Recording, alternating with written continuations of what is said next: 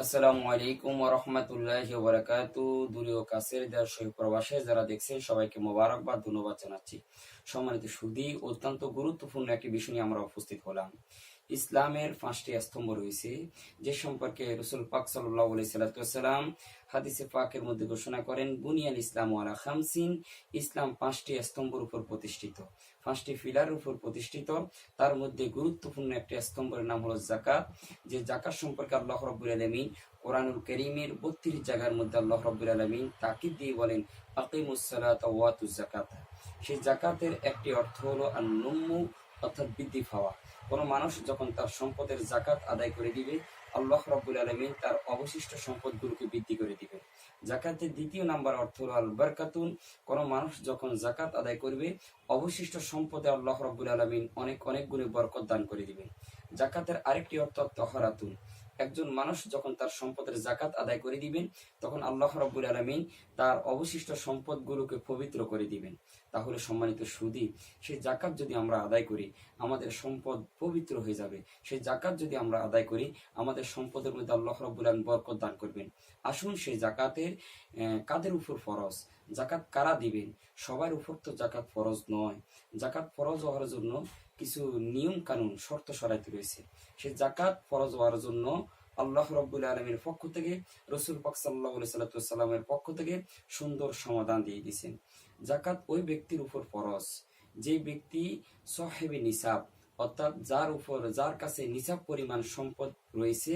অর্থাৎ নিসাব পরিমাণ বলতে বোঝানো হয়েছে, একজন মানুষের নিকট যদি 52.5 তোলা রৌপ্য অথবা 60.5 ভরি স্বর্ণ, ওই পরিমাণ টাকা পয়সা যদি তার 1 বছর পরিবার পরিচালনা করার পরে, জীবন পরিচালনা করার পরে 1 বছর পরে যদি ওই ব্যক্তির নিকট 52.5 তোলা রৌপ্য অথবা 7.5 তোলা স্বর্ণ যদি তার নিকট জমা থাকে, অথবা ওই পরিমাণ টাকা পয়সা তার কাছে জমা থাকে, তাহলে ওই সম্পদের উপর, ওই টাকার উপর যাকাত ফরজ, তাকে যাকাত আদায় করে দিতে হবে।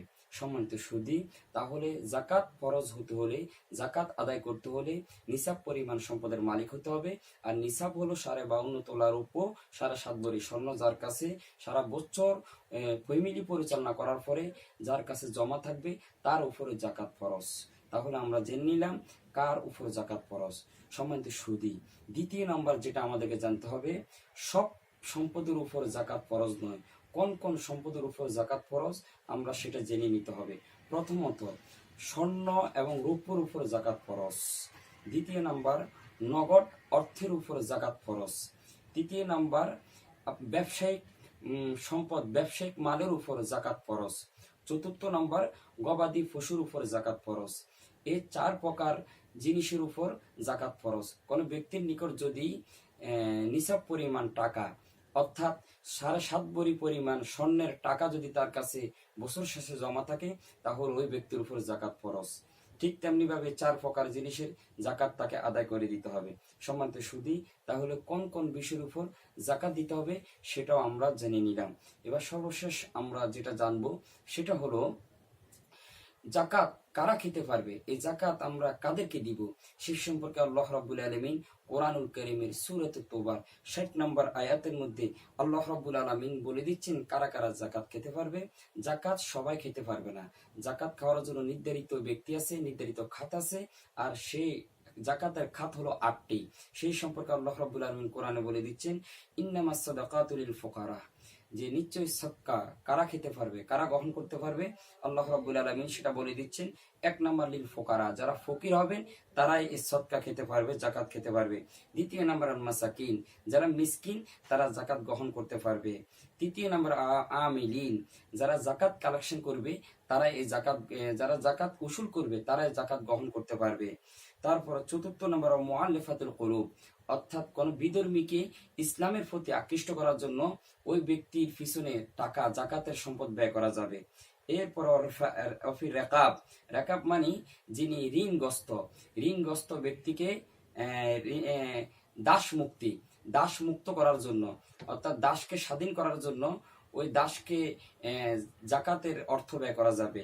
ও গারিবিন, ঋণগ্রস্ত ব্যক্তি, কোনো ব্যক্তি ঋণের মধ্যে রয়েছে, ঋণ থেকে উদ্ধার করার জন্য আপনি জাকাতের সম্পদ ব্যয় করতে পারবেন। ফি সাবিলিল্লাহ, যুদ্ধের জন্য, মুসলমানদের যুদ্ধের জন্য, জিহাদের জন্য জাকাতের সম্পদ ব্যয় করা যাবে। সর্বশেষ 8 নম্বর, ইবনে সাবিল, মুসাফির, কোনো ব্যক্তি সফর অবস্থায় রয়েছেন, বিপদে পড়ে গেছেন, ওই অবস্থায় ওই মুসাফির ব্যক্তি জাকাতের সম্পদ নিতে পারবেন, গ্রহণ করতে পারবেন। সম্মানিত সুদী, তাহলে আমরা যেটা জানলাম জাকাত কাদের উপর ফরজ, জাকাত কোন কোন বস্তুর কোন কোন জিনিসের জাকাত দিতে হবে এবং কারা কারা জাকাত গ্রহণ করতে হবে, এই বিষয় সম্পর্কে আমরা জানলাম।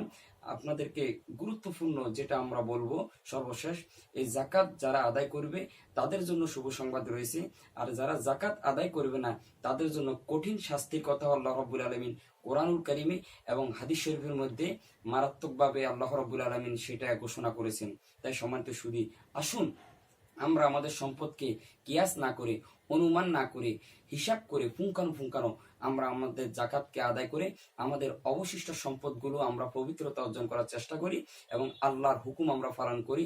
আল্লাহ পাক যাতে করে আমাদেরকে এই বিধান পরিপূর্ণভাবে পালন করতে পারি, এই মোতাবেক আমরা আমাদের জীবন পরিচালনা করতে পারি, গরিবের হক যাতে করে আমরা আদায় করতে পারি।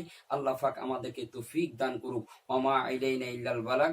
আসসালামু আলাইকুম ওয়া রাহমাতুল্লাহি ওয়া বারাকাতুহু।